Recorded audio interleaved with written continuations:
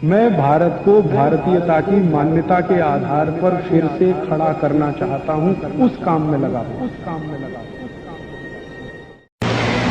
America और Europe के नागरिकों से बहुत बार संवाद करते हुए मुझे जो बार बार सुनने को मिला है वो पता है क्या है? वो कहते हैं यूरोप और अमेरिका में 3 W अनिश्चित हैं, जिन पर कभी भरोसा नहीं होता। एक तो है वेदर, कभी भरोसा नहीं क्योंकि निश्चित ही नहीं। दूसरा है वाइफ, कुछ पक्का नहीं है, सवेरे आई है शाम को चली जाएगी, सवेरे शादी हुई है शाम को तलाक हो जाएगा।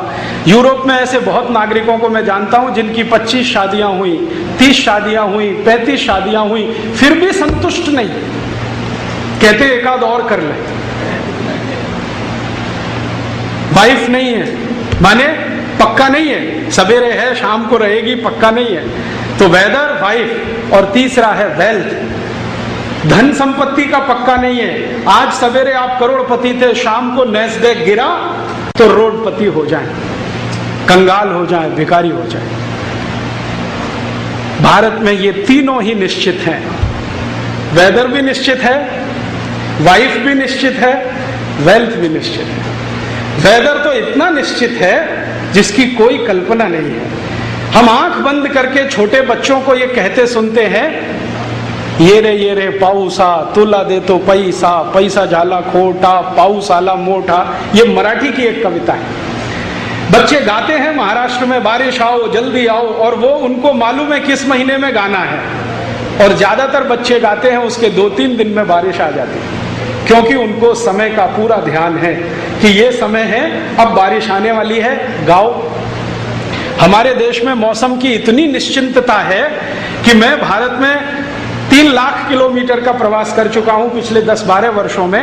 छोटे छोटे गांव में ऐसे लोग मैंने देखे हैं, वो बादल की तरफ देखेंगे, राजीव भाई 10 घंटे में बारिश आएगी।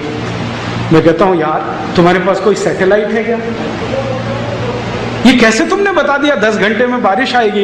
वो कहते हैं जी सैटेलाइट क्या होता हमें नहीं मालूम, लेकिन ये बादल का रंग देख के हमें मालूम है कि 10 घंटे में आएगी कि 15 घंटे में आएगी या नहीं आएगी।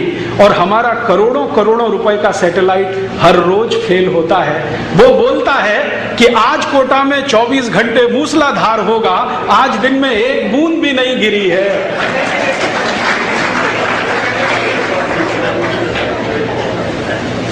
एक बूंद गिरी है कोटा में? आज के सवेरे के सब अखबार उठा के देख लो, फ्रंट पेज पे न्यूज है कि अगले 24 घंटे कोटा में मूसलाधार बारिश होगी, एक बूंद भी नहीं गिरी है। इसका माने सब सैटेलाइट फेल। एक सैटेलाइट 400 करोड़ का बनता है, वो फेल है। और यहां गांव में रहने वाला साधारण गरड़िया जो बकरी चराता है, वो आसमान देख के बता देता है कि 10 घंटे में बारिश आएगी, 15 घंटे में आएगी। हमारे लोग इतने होशियार और अक्लमंद हैं कि बकरी के लक्षण देख के बता देते हैं बारिश आने वाली है। एक बार मध्य प्रदेश में मैं गया, एक छोटे से गांव में। आदिवासी हम कहते हैं उनको, आदिवासी तो हम सभी हैं, वास्तव में वो वनवासी हैं, जंगल में रहते हैं। हम शहरों में रहते हैं, वो जंगल में रहते हैं। वो वनवासी हैं, आदिवासी तो हम सब हैं। तो एक गांव में मैं गया और उनसे मैंने पूछा, भाई इस साल मौसम कैसा है? ये 3 साल पहले की घटना है। इस साल मौसम कैसा है? तो सरपंच ने थोड़ी देर ऐसे देखा एक पेड़ की तरफ, 15 मिनट के बाद कहा कि मौसम इस बार सामान्य है। मैं पूछा कैसे? तो उसने कहा ये पेड़ देख रहे हो ना, इसमें कोयल का घोंसला देख रहा हूं। अगर कोयल का घोंसला पेड़ के ऊपर के हिस्से में है तो समझ लो सूखा पड़ेगा, और बिल्कुल नीचे के हिस्से में है तो समझ लो भयंकर बारिश होगी। इस बार कोयल ने बीचों बीच घोंसला बनाया है तो बारिश सामान्य होगी। मैं चला आया और सच में उसकी भविष्यवाणी साबित हुई। उस साल बारिश सामान्य ही हुई। ऐसे ही एक गांव में गया, आसाम के पास एक गांव में गया व्याख्यान देने के लिए। तो वहां के एक व्यक्ति को पूछा, भाई मौसम कैसा है? तो उसने कहा, राजीव भाई इस बार चींटियां जो है ना ज्यादा भोजन इकट्ठा कर रही हैं, मुझे लगता है बाढ़ आने वाली है, क्योंकि चींटियों का स्वभाव भोजन इकट्ठा करने का नहीं है। मुझे ऐसा लगता है बाढ़ आने वाली है। और उस साल सच में आसाम में बाढ़ आई और लाखों लोग उसमें प्रभावित हुए। हमारे लोगों को इतना हुनर और ज्ञान कि चींटी को देख के बता दें कि बारिश कैसी होगी, पक्षियों के घोंसले देख के बता दें बारिश कैसी होगी, जानवरों के व्यवहार का परिवर्तन देख के बता दें बारिश कैसी होगी। इसका अर्थ एक ही है कि यहाँ मौसम बहुत निश्चित है, और जब हर चीज निश्चित होती है तो सिम्टम्स परफेक्ट होते हैं, उसमें वेरिएशंस नहीं होते। यूरोप में ऐसा कुछ भी निश्चित नहीं है।